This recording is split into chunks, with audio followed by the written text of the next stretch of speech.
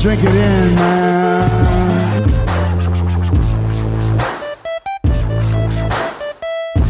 Touchdown, Detroit Lions! Cornbread! Cornbread! Cornbread! Drink it in, man.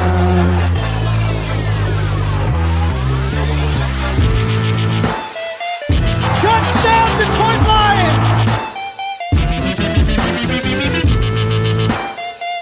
Touchdown, Detroit Lions!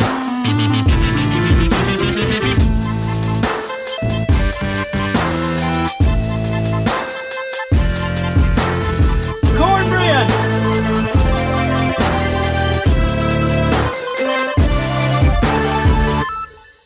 Detroit Koolaid. What up, Detroit Koolaid drinkers? You're here on the Detroit Koolaid Cast. I'm your host, Derek Oakrey, and I got my buddy. Most people have like a nickname or something they go by.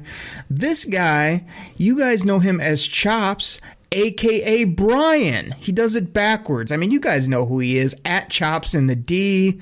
He's my hockey insider. He also loves Jared Goff, and I may have a tattoo, may or may not have a tattoo of Mr. Goff and Mo Sider somewhere on his body. And it's hashtag Choppy Likey here on the Koolaid Cast. We got tons of Lions talk to get into today. Draft, hot topics, who knows what else we might get into. Chops, you're back. You ready to go? How you doing, buddy? Woohoo! Yeah, I am rolling, man. Draft is around the corner, and the Super Bowl is over. But you know what? The season has just begun. We had some ready for. I'm already racking the stats for my fantasy teams, making trades in the good old reality sports online. Man, football is always in season, and I am always down to talk football with my good buddy Derek Oakrey. I got it. So I hit you with a Brian. You hit me with a Derek. The people don't know who either of those people are here on the show. It's Oakrey and Chops about to talk some Lions, and I got to hit you with a bell because you did some self-promoting of some horrible fantasy team that you think is going to roll, while you know the Oakrey Lions are going to do work like I did last year. I got 2 first-round picks in my back pocket. I'm ready to go. Choppy, we can't talk junk all day. I mean, we gotta get some hashtag Choppy Likeys in here. You know, we gotta probably hear you mix in Red Wings at some point. But right off the top, man, I want to talk about. I just want to pub this up for the people, man. Yesterday, I'm just. Working on a million things as always, running around like crazy, and all of a sudden I get a little notification, bam, YouTube, Inside the Den, the great series put out by the Detroit Lions media staff, pops up. All the behind the scenes about the Senior Bowl. This thing was 30 minutes long. It had Brad Holmes rubbing his big paws together and smiling like he likes to do, looking like he's ready to make a deal any day, all day, every day. You got Dan freaking Campbell up at the podium behind the scenes. You got Deuce up there dropping bombs on these players, acting like the coolest guy ever. All of our coaches competing. I mean, I could have watched this all day, every day. I mean, it was incredible content. If you love football, if you love the Detroit Lions, if you love behind the scenes, you got to get into this. Pull it up on the old YouTube or the Twitter machine and check it out. Choppy, you got to put this on the to-do list, buddy. Oakrey, I know it just came out, and it is definitely on my to-do list for this week. In fact, I'm thinking I'm going to wrap up the show, and man, I might just go put it on right now because my boy, Brad, always open for business Holmes. I mean, he gets those big old meat hooks going. He slaps those hands together. He's rubbing. He's got that $1 million smile. This guy looks ready and primed to just take advantage of these fools. Choppy, if you watch this, what do you think you might hashtag it with on Twitter? It's quality content. Oakrey. I mean, anytime I can get content with my Lions, with my Dan Campbells, with my Brad Holmes, you know it's going to get a hashtag Choppy Likey on it. We got to give it to the people. Oh, man, they love it. It's so bad. It's good. We've made it funny here on the show. The people crave the hashtag Choppy Likeys here. So it's great content. Again, me and you are recording right now. We have a Piston game on. Kate Cunningham is killing it. Your Wings are on, letting in way too many goals, if you ask me. We got Michigan and Michigan State about to tip off as we're doing the show here. I mean, we are dedicated for, you know who they are, Choppy, the people. and the people consist of the millions. So let's get into it, man. We got so much more Lions. What do you got in your brain right now? What do you want to talk about right off the top? Okri, man, right off the top, I want to talk about, we got a little action here going on. We got a decision to make about my boy, TJ Hawkinson, and this fifth-year option, right? So I think I want to talk a little TJ Hawkinson and see what we got going on. I've got a bunch of stats and stuff to throw at you. But before I really dive into it, man, I want to ask, what's your take on exercising that Hawkinson fifth-year option? Yeah, man, it's a good question. Like, it kind of popped up on the old, web here recently. It really wasn't on my docket, worrying about TJ Hawkinson, because I'm too worried about 2 first-round picks, free agent money, combine, all the stuff that we got going on. But, yeah, man, it sneaks up on you. So, I mean, the guy's been ascending. He hasn't been tremendous, but I feel like, especially as a tight end, that fifth-year option isn't going to be as crazy as it is at quarterback, edge rusher, all those different positions. So I'd be leaning towards just giving it to him, keeping him around, not needing to do a big extension yet, give him another prove-it year here to ball out and just see where it goes with this guy. But 88, man, I'm liking where he's going. I like how he's trending.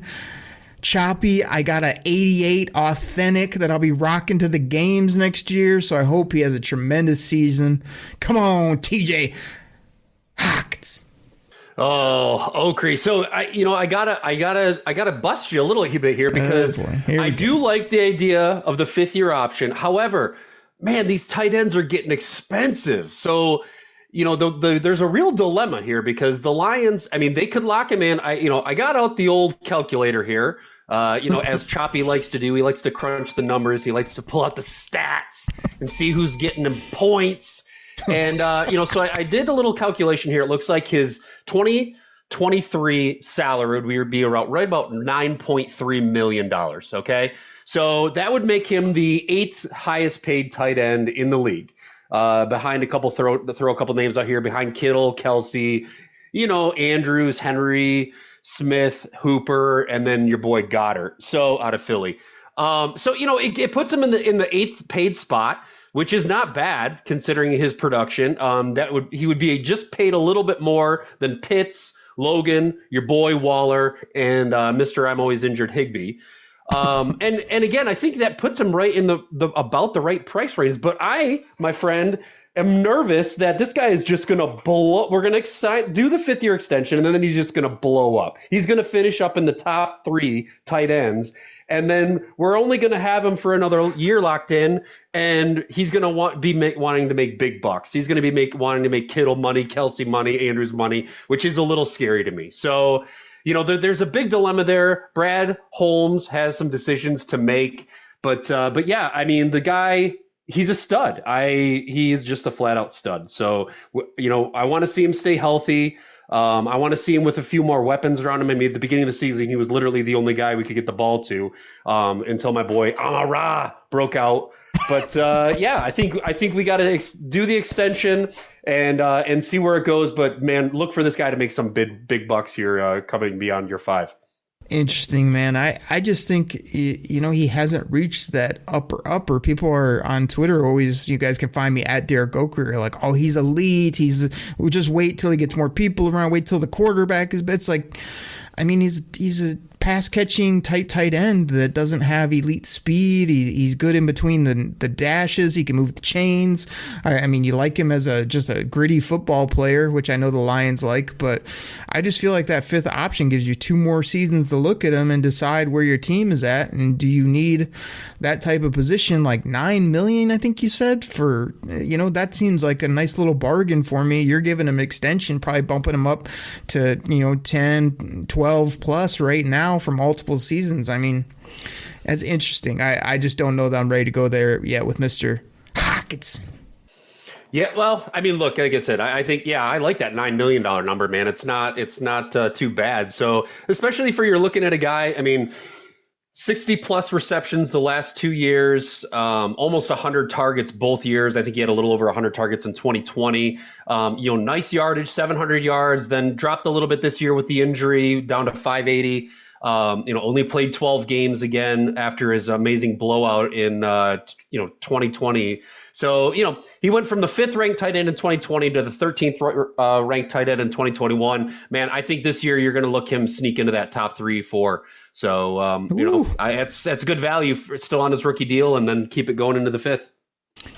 Oh, baby. Top 3. I mean, my thing is, here's a couple quick objectives for TJ Hock. How about you stay healthy a little bit more? How about you score a few more touchdowns? And how about you stretch the seam a little bit and get me some big-time plays? Because big-time tight ends can run up the seam past the linebacker, catch that 30, 40-yard ball. Yeah, he had a few of those last year. Don't get me wrong. But I need to see it on a little more consistent basis. So you're giving him an extension. I'm giving him this year and that 5th year to see what he's got. If he absolutely balls out, then you should pay him like a top tight end, because he actually is a top tight end at that point. And like I said, tight ends aren't going to make ridiculous money at the end of the day anyway. So I think I can pay him in 2 years if need be. Choppy, we could go on this all day, but I got another hot topic for you. And everybody, you got to stay tuned here on the pod, because after the break, we get our great sponsors in here, me and Choppy are giving you our position stacks. I mean, we're going to be stacking players at receiver, safety, maybe linebacker, maybe the skill positions, like, I don't know, wide receiver. You got to stay tuned for that. But here's the next hot topic I got for you. Michael Gallup to the Detroit Lions in free agency. This guy's got an injury right now. Rumor innuendo just recently, last day or so, has been, maybe the Cowboys decided to let go of Amari Cooper and keep Gallup around in Dallas. I did see a couple reports saying, Detroit, this was a target and maybe they could get this guy. Would you be a proponent? Do you like his upside? Can he be that 1-2 type receiver? What do you think about this option as a guy to go in and get here in Detroit? Oak, honestly, for me, my take is meh. Like, we need That's a legit number 1, number 2. So I don't see Michael Gallup as a legit number 1, number 2. I think he is a guy who a lot of his receptions and yardage totals were a benefit of other studs around him. So, when Amari Cooper is getting double covered, of course it's going to leave Michael Gallup open. So I don't love that he's coming off an injury. Now, am I saying that I wouldn't take him if he came on a deal? Yeah, I mean, look, if he's going to come here on the cheap, I wouldn't turn it down. But personally, for me, for the money he's going to be looking for, I'd rather pay less and re-sign Josh Reynolds, or pay up and get my boy Mike Williams, because that's the guy I really want to go for. I love that kid. Oh my goodness, there's so many bells right there. He's injury prone. If I can get him on the cheap, I don't know how good he is. Then circling back to guys you've named previously, I mean, there's so many gimmicks right there. But here's the thing with Michael Gallup: when you play in the D, when you play in Detroit, you got to look at guys that are a little bit off the radar. Maybe they got the injury history, maybe they're a little bit gritty and grimy, not the top names, that will come to Detroit and then start to blow up and make plays. So I think that's why he's an intriguing prospect. Obviously, you'd like a guy that's totally healthy, but the age is right. The price point would probably be better, and this is a legit guy that I think would come here, fit in nicely, play well, has an upside, as I said previously, that I think he could maximize here with the Lions. But I think it's more apt that he stays in Dallas. Now, Choppy, I want to hit you with a little bit of music here. There's a little more rumor innuendo going around. On the Inside the Den episode, there is a section where Brad Holmes is speaking with John Dorsey about a 29-year-old football player that they feel is a target. Dorsey says he loves the way he plays. People out on Twitter are saying they feel like this is the receiver. They have concluded that they think this is Allen Robinson, wide receiver of the Bears, heading back home to Detroit at turning 29 years old. And Dorsey and Brad Holmes, as you will see in the video when you watch, loves him as well. What do you think about this conspiracy rumor innuendo of Allen Robinson to Detroit? Oh, well, I saw the Twitterverse jumped right on it, right? So they did a little bit of math, clap, clap, clap. I'll give you the golf. There you go. you did some math and they said a 20 soon to be 29-year-old. Well, I mean, look, not to be a pessimist here, but we could be talking about, I don't know, Jamison Crowder. We could be talking about Sammy Watkins. We could be talking about, I don't know, Byron Pringle. I mean, so there's a couple of soon to be 29-year-olds out there. However, if it is in fact that they are talking about Allen Robinson, I would absolutely love this, man. I mean, hometown kid, but this guy, I love his talent. I love his skill. We know him. We're familiar with him, but dude's going to cost some money. I mean, he's making $17.8 million right now. You think he's signing anywhere else for less than 19, 20? Absolutely not. So do you want to lock in that kind of cap space for that guy? Oh, it's a big chunk, man. It's a big chunk. Well, that's the thing that's intriguing about it, is that you would think, yeah, he is going to make that. But at 29, coming off a really bad year, maybe this situation where he's a 1. I saw PFF had him predicted at like 3 years and a number I liked. I want to say it was 12, 13, maybe even less than 15, somewhere in that range. And I was like, man, I could take that for 2 or 3 years. He's coming on. I mean, you don't continue to get paid more and more as you get older, coming off a 30-catch season. So I thought, that, hey, he might just want to be a top guy, see something in this coaching staff. They love him. Now, here's the one thing I want to throw out. When I watched this video, based on the way they were kind of drooling over, like, Dorsey's like, I just love the way this guy plays, and Holmes kept saying, man, even Dorsey is going for a 29-year-old guy, man. And then he goes, yeah, I really do like the way he plays football, though. He's a hell of a football player. Like, that didn't scream wide receiver to me. That didn't seem like wide receiver talk. That seemed more like a linebacker, a veteran linebacker, maybe a guy that's in the back end at safety, maybe like a Tyrann Mathieu. I haven't checked his age, but that's a guy where I just love the way he plays, and hey, he's 29, but maybe come in here and change the culture. That's what I thought when I first saw it. But again, people spend some time, I think, trying to debate who this was, what it was. So I'm very curious. Like, I have to admit, I did watch those segments multiple times trying to hear what they were saying, trying to pull some intel. I can't say that I'm spending all day on Wikipedia trying to figure out exactly who it is, but anytime you can see those guys in draft meetings, in free agent meetings, talking in general about certain players, you're going to have people trying to figure it out. So that was quality stuff. Yeah, I mean, look, it's good content, right? And it's funny when they make sure that just a little snippet comes out so that you get a little bite, and so you're all of a sudden they want the rumors to start. It's funny that you mentioned that everybody just assumed it was wide receiver, right? To me, honestly, if I'm thinking of that, the first thing that I'm thinking of is the Honey Badger or Quandre Diggs. There it is. Both 29 years old. Like, hey, both 29, both freaks on the field, aging, but both, coming up for good seasons. So, man, I'd be totally happy with either one of those two guys too.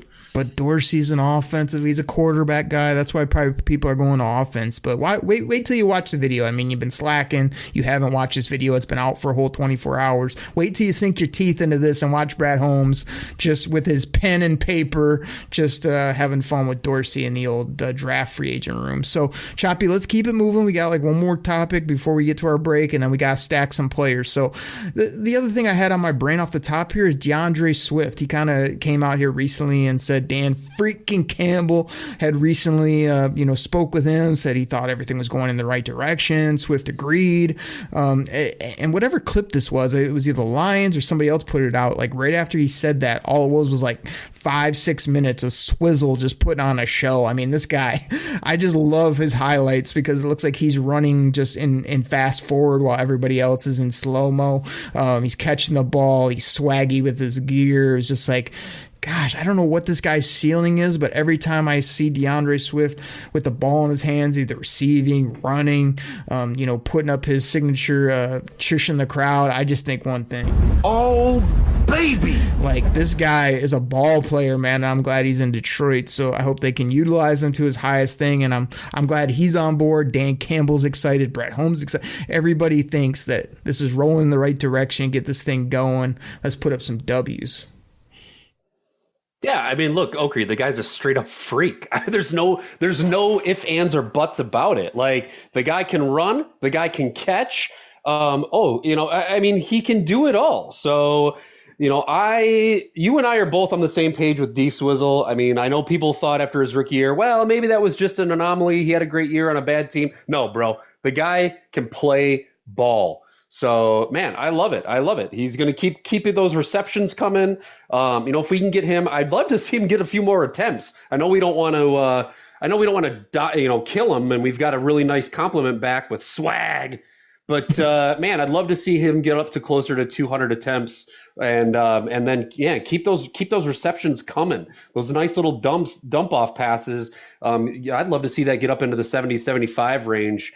And the touchdowns have to continue as well. He went from 10 to 7, rookie to net last year. But dude, the guy's a freak. I love him. I want him to stay healthy. That's another big thing. Let's stay healthy. So maybe that's why they're keeping his workload down a little bit. But dude, I am so happy that we took this guy. I think people they were shocked when he was available still when we drafted him. So good on the GM to snag him up and go. Because I might have to say he is the best draft pick that those we shall not speak of made.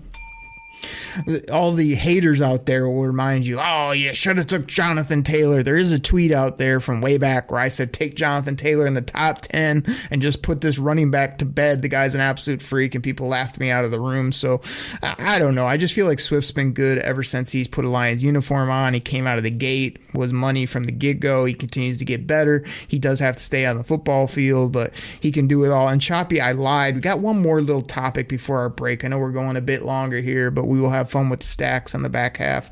Like this pick 32, this hit me this week. There was some radio chatter about it. There were some other things out there. Like, everybody's looking at the Lions saying, man, 32 and 34, those are some sweet kind of back-to-back picks. At 32, you're seeing mocks with Sam Howell. You're seeing other quarterbacks mock there to the Lions. But recently, people have been talking about, like, man, what a sweet spot maybe to make a little deal there. Like, if you don't love a player, you don't want to go quarterback, you don't really need that fifth year on like a receiver or a corner or a safety or a linebacker, whatever they may take. You'd be willing to sacrifice that for a little draft capital if you can get it. So do you think the Lions make a nice pick at 32 to secure the fifth year option on that player? Or do you think they dangle that and say, man, we're sitting here at 32 and man, we love a lot of players, but anybody that wants to come up, I hear Brad Holmes likes to make a deal or two while he rubs his hands together. Should you deal that off, let somebody else come up and get it, and you just swipe like 2-3 more picks in future years to get out of that selection at 32? So listen, with Brad always open for business, Holmes, you never know. Everything's on the table, right? I truthfully, we have gathered a lot of assets over the last few years. I would love, if there's a player they love, I would actually like to see them trade up. So that you can get a player that you want to use that fifth year option on. However, if you get to the 32nd pick and you're on the clock, yeah, I mean, look, that's a carrot that you can dangle, especially with this quarterback class, to another team. Hey, you can get your young quarterback. You can maybe get your guy of the future. You're going to be able to lock him in on a fifth year deal. Yeah, he's dangling that carrot out there. And then, of course, he's looking for, something this year and maybe something in future years or later rounds. But yeah, I absolutely think you have to take that into consideration, right? Do I want to draft a wide receiver at 32 that I could get at 34? And I mean, because the fifth year option really isn't a big deal for a wide receiver because it's going to be pricing him out anyway. So yeah, absolutely. That's a great pick to have. And especially in a year where quarterbacks are not projected to go like super high, right? You are not going to see 4 quarterbacks taken in the top 10 picks this year. So, they're going to be shifting back. You're going to have some teams that might be getting a little antsy. If there's 2 quarterbacks left in that spot, they may come a calling and Brad Holmes will be ready to make a deal. Always.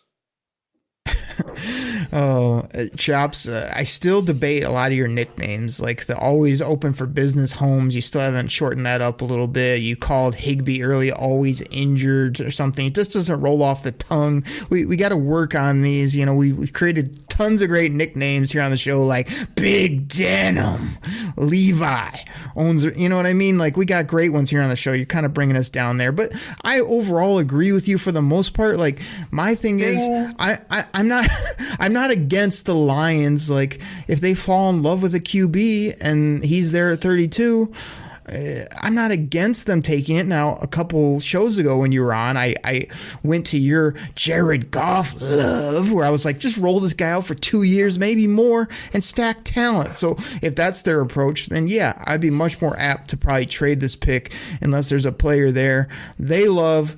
As people hear me say online, if there's a great player that fills a need and you feel like it's great value, that's what you're looking for in the NFL draft. So I think it's going to be really intriguing if they make that pick or if they get up out of there, because 32 is a sweet spot to get out of, and you're picking 2 picks later, so you still got that in your back pocket as well. So, man, Choppy, lots of good stuff here off the top. Lots of good Detroit Kool-Aid for people to drink in. Drink it in, man. Side of cornbread. Cornbread! Make it a double. Cornbread! And Choppy, we got to get our great sponsors in here. And I first want to talk about All 22, PFF, Pro Football Focus, All 22, because this new platform just dropped on 2/22/22. Imagine that. And I got to play it last year. It was incredible. I shared my roster with you. I dominated the regular season. I think I won the regular season by 2-3 games, whatever it was. And then, of course, injuries, different things caught up with my teams in the playoffs. I didn't get the chip, didn't get the championship, but I got a solid roster top to bottom. Going to add some draft picks. I can't wait. So everybody, you've probably been seeing this on Twitter. Go find them. PFF All 22. Go check it out. Sign up. Get on the wait list, whatever it may be. If you love football, it's based on Pro Football Focus scoring. You get to build a 53-man roster. You got to have depth. You draft offensive linemen. It's incredible. And they're not even sponsoring the show today. That's a free shout out because it's that damn good. So, Choppy, I had to get that out here. How about you throw to Reality Sports, as well as we got like Anchor Podcast, probably Spotify, all these other great sponsors, and then tell the people how you're going to kill it when we start giving them top 5 stacks right after the break. Of course, Oakley, we got to take our opportunity to pitch those, man. Everybody knows how much we love our RSO here, and we're going to get people set up for their fantasy lineup here in the second half of the show. So better get ready to take notes and to dominate your dynasty fantasy sports with Reality Sports Online. No doubt about it. Everybody, we'll get our great sponsors in here. We come back. You got to stay tuned. It's going to be great stuff. Stacking players, talking ball. Everybody, we'll be right back.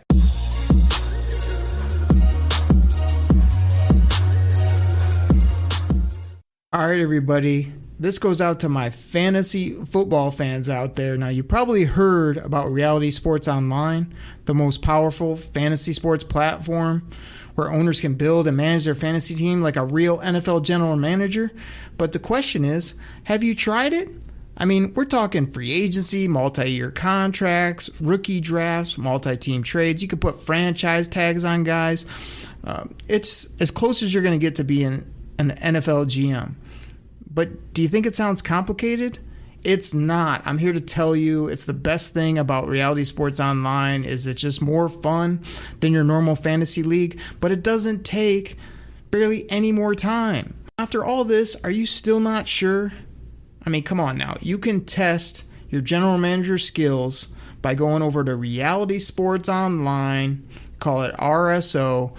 Please go check out realitysportsonline.com right now.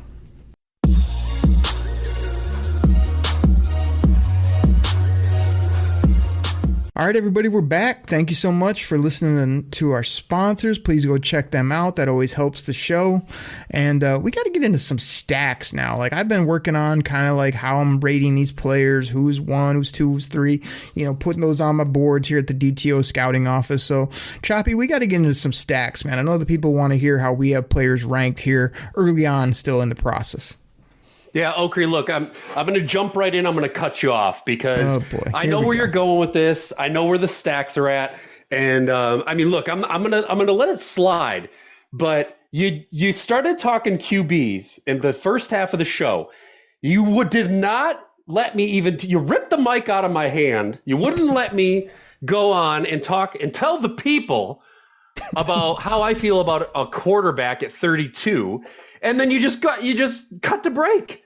So you know what? I'm taking over again. I'm going to rip the mic back. I'm going to take over your draft stack, and I'm going to go right into quarterbacks, and I'm going to tell you why the Lions should absolutely not look at any of these top 5 quarterbacks at all, particularly in the first rounder with the 32nd pick with the 5th year option, because my boy Jared Goff, number 16, is all they need on this squad. Okay? Not for this year. Not for just next year, for 3 years beyond, man. There it is. Okay? I don't need to hear about these other knuckleheads. Okay? So, look, you want here, I'll throw my top 5 out there. Corral, bum. Howell, bum. Pickett, bum. Willis, not better than Goff. Ritter, not better than Goff. None of them. None of these guys are better than Jared Goff. Don't even bring it. Let everybody else waste their talent and their picks on these bums. Worst quarterback class in, I don't know, since what, 2010 or something ridiculous. Don't disrespect my boy Jared Goff and take one of these bums. There's your stack on QB. Back to you, Oak. So you ripped the mic out of my hand to tell the people that you love Jared Goff and that all these other quarterbacks are bums. Great analysis, buddy. Like, that was tremendous. Thank you for enlightening the people that you have man love for Jared Goff and that these guys are bums, as you put it. There you go. That's the kind of content you get here on the Koolaid Cast, everybody. Hey, that's what everybody wants. And guess what? You know how many times that's going to get retweeted with a hashtag choppy likey? Because Jared Goff is the man. Oh, there it is, everybody. We only made it 20-some minutes into the segment before there was the Jared Goff love rant by the one and only @ChopsInTheD. Find him on Twitter. Tell him that Jared Goff can't throw. But we hope he's good for the Detroit Lions, and I'm on board to keep him here for another couple years because he's paid and because he's good enough while I stack talent like Hutch and a safety and a wideout and a linebacker. And yeah, I'll keep 16 at quarterback because you love him, because he's aight. So, like I said, you interrupted my stacks. People don't want to hear about your love. They don't want to hear you talk about golf for 30 minutes like you've done multiple times on the show. We want to talk about wide receivers, everybody's favorite position. Everybody out there that loves the Lions loves wide receivers. You want to know why? Because the Lions took 1, 2, 3 wide receivers in a row. Then they took this guy named Calvin Johnson who quit on the team. And then they continue to love and just think wide receivers are the end all be all. So we'll talk about it here on the show. You want to hear the Oakery stack at wide receiver as we sit now, Choppy? You want to hear some draft analysis? You want to hear some quality content? Hit me up.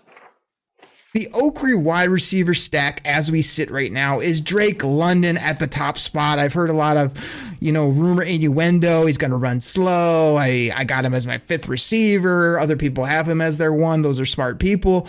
I feel like this guy's a basketball player. He can do it all. He's a hell of a player. I love his mentality. You can team him up with ARSB. I think it would be quality. I got Jamison Williams at 2. This guy's got elite speed. He just looks silky. I can take my time off the injury. I got Burks at 3 because he's got 11-inch hands. Those are 5XL gloves, in case you're wondering. He's big. He can catch all the routes. He might be the biggest talent in the draft. Then I got Chris Olave there at 4. He came from that school that we shall not speak of, but he's a hell of a ball player. He's silky smooth. I like him, and I like him more than the other guy from that school. You guys know who it is, the one that was vanquished. Ohio State is vanquished. There it is. I got Garrett Wilson at number 5 for my wide receiver stacks. Choppy, what do you got? All right, so Oker, you made a couple of mistakes there. First of all, you mentioned the school that we shall not even speak of, since they were vanquished. Ohio State sucks. There you go. That make up for it?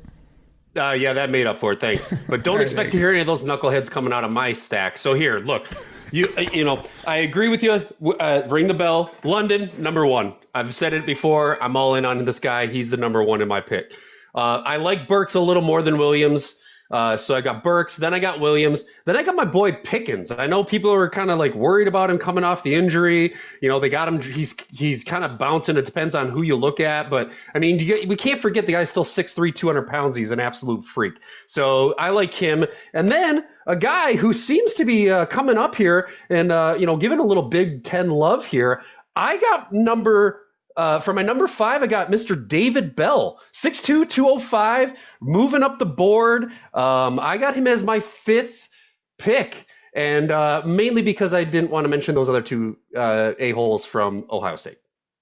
So basically, you vanquish those guys out of your top 5. Ohio State is vanquished. That's a very spiteful move, but hell yeah. Hashtag you know what on that one.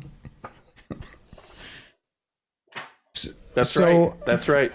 I like it. I mean, that's going to be a critical one for the Lions. Other guys I had, because I went a lot deeper than top 5, because, I'm the brains here when it comes to the NFL draft. So I had, after that, your boy Pickens. I had Dotson. I have your boy Sky Moore, who I can't believe you didn't bring up in some degree. Then I got David Bell. Then I got Christian Watson from North Dakota State. Then I got Pierce, the Jordy Nelson wannabe from Cincy. And then I got my guy Dobbs from Nevada, who can just be silky smooth, go over the top. Reminds you of Kenny or Marvin or a combo meal. So there you go. There's some extra receivers. I thought I'd do that for the people. Choppy, let's move to safety. You want to throw out your top 5 safeties here on the stack first? You want me to go? No, pass it over here. I'm going to take it right from you here. The safety, I love it, man. So, of course, for my number 1 safety, we got a guy who should be a top 3, 4, 5 pick, Mr. Hamilton. The guy is just a super freak. My number 2, I got Brisker from Penn State. Love that kid. He is moving up the board for me. I can see him jumping, going in the first round. I know people originally kind of had him, slipping a little bit, but dude, I love that guy. My number 3, a little Michigan boy, got myself some Daxton Hill. Again, another guy just, highly graded. I love what he does. He's a winner, and he just brings it every game. Watch some of his film, which you and I have done, but people will see that he will surprise. My number 4, I've got, and I can never say this guy's name. Pete, is it Petrie or Pitry? I can't. Every broadcast they say it different. So I've got him for my number 4, and then I've got my boy, of course, from Georgia, the national champions, Lewis, as my number 5. Choppy, we almost had another gimmick from back in the day, which was, I thought you were just going to not give me your top 5 and just say, I agree with you.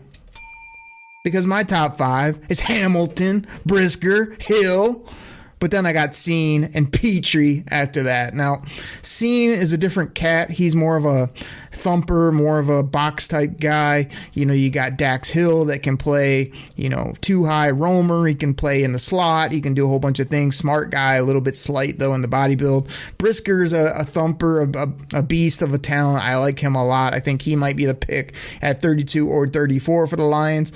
And then you got Hamilton, who I'm hearing a lot of buzz about at number 2. And at first I wasn't in love with it, but the more I watch him and the more I see what he can do, if they feel like he's just this outwardly world talent, I don't mind it. Petrie's getting a lot of buzz after the Senior Bowl, and he's fun to watch on film as well. So we're pretty much in lockstep there, except you had to switch it up so you wouldn't agree with me, because I know you don't like doing that on the show. Let me take it to linebackers.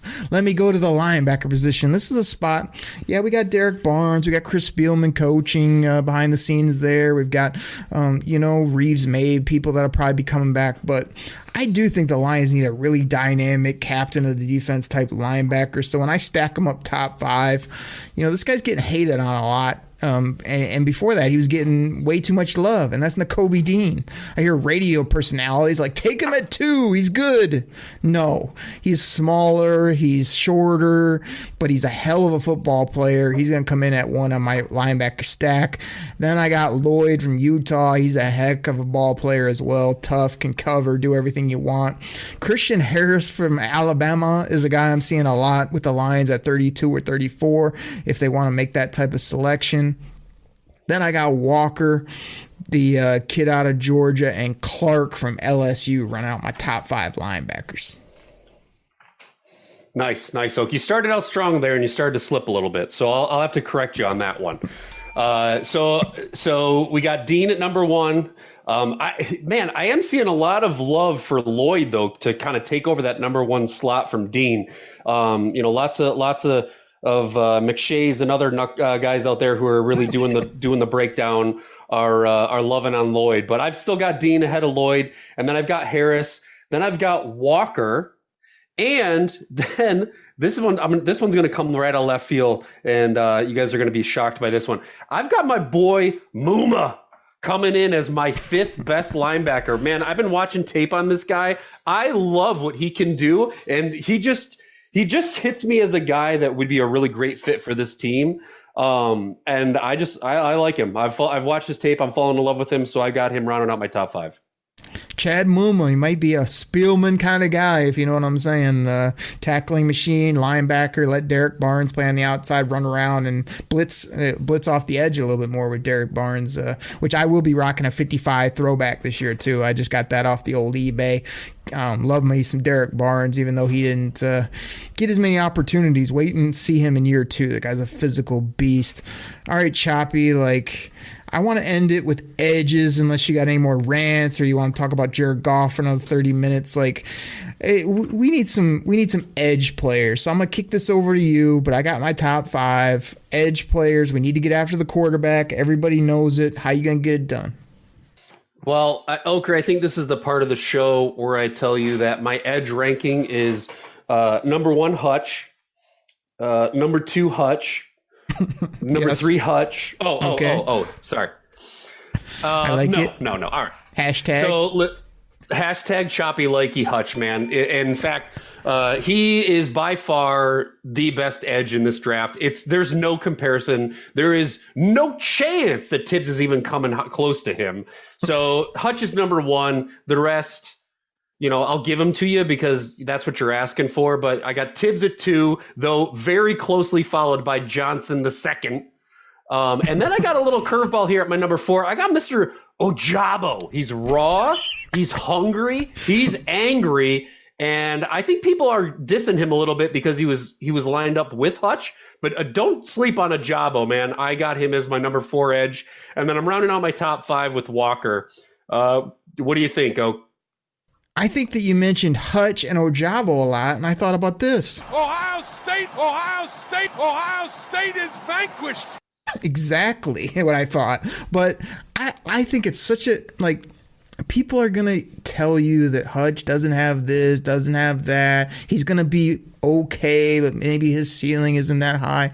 It's such a perfect selection for so many reasons, and football character and effort, it means a lot in the league, man. I mean, I know we want athletes. You guys want long and fast, and, they got all these attributes, but we need a guy like Hutch, baby. Put him in 97. I cannot wait for that first pick, because if it's anything other than Aiden Hutt, I'm going to lose my what and jump out of my chair and just, I don't even think it's a thought for Dan freaking Campbell and Brad Holmes. Turn in the card, get the jersey ready. It's be selling like hotcakes. The guy's got effort. Put him on the edge. Go kill quarterbacks. And oh, by the way, he can play the run. He's tough. He's going to grow in, get bigger, all that type of stuff. So love that. I mean, Tibbs is 2 by default, but the more I've heard from him, it's he's either going to be the most incredible pro ever or a guy that is going to be Clowney Jr., where he's talented, but he never gets numbers, not out there a lot. Doesn't really love the game. I'm souring on him quite a bit. I'm really getting excited about Jermaine Johnson from Florida State. This guy, turn on the film, Choppy. He comes out of the stance looking to just create havoc. He almost looks out of control when you watch him because he's all over the field. If he gets anywhere near quarterback, they're going to the ground. He's also looking for the football. I could see this guy going in the top 10, maybe the top gosh, he might get in the top 6. Like, I like that guy a lot. Karlaftis from Purdue. I think he's just a solid player, on the outside. He does have some issues moving laterally, but he's going to be a decent to good pro. And then I put Ojabo last because, yes, I'm a Michigan homer, because Ohio State is vanquished. Ohio State is vanquished. And they suck. Hey, listen, Ohio State sucks. That's what that's what Hutchinson would say. I like Ojabo's athleticism, his upside, but he also has some bust factor as well. So that's my top 5 edges when it comes to stacking it up. So everybody, you can find me on Twitter at Derek Oakrey. You can send your comments. You can tell me where I went wrong. I mean, obviously, you're going to tell at Chops in the D where he got it all wrong. That's where they can find you, right? Hashtag over there. Absolutely. They can find me on the Twitterverse at Chops in the D. Feel free to shoot out a hashtag choppy likey when you listen to my top 5 stacks. And because we all know that Oakrey has no chance when it comes to this stack 5, when it comes to mine. In fact, I see a nice little Twitter poll in our future. How about you, Oak? Oh, there's no doubt. I mean, you did copy a lot of my takes. You did sort of peek at probably my rankings, which I've recently shared with you. So I know you've tried to go to the soundbite twice manually, but I'm the only one with the power here in the soundboard. So everybody knows when it comes to Oakrey versus Choppy, hashtag choppy like he's got absolutely No chance, so that's what you got. And Choppy, to finish the show, I mean, I think that's the bottom line, don't you? Absolutely. Why is that the bottom line? I'm going to get to it at some point. It's the bottom line because we're out. We're out of Kool-Aid. We'll catch you next week right here on the Detroit Koolaid Cast. Take care, everybody. We're out. And that's the bottom line, because Stone Cold said so. Pack the bag, start the plane. This game is over. It is over. What a comeback by the Lions. Drink it in, man.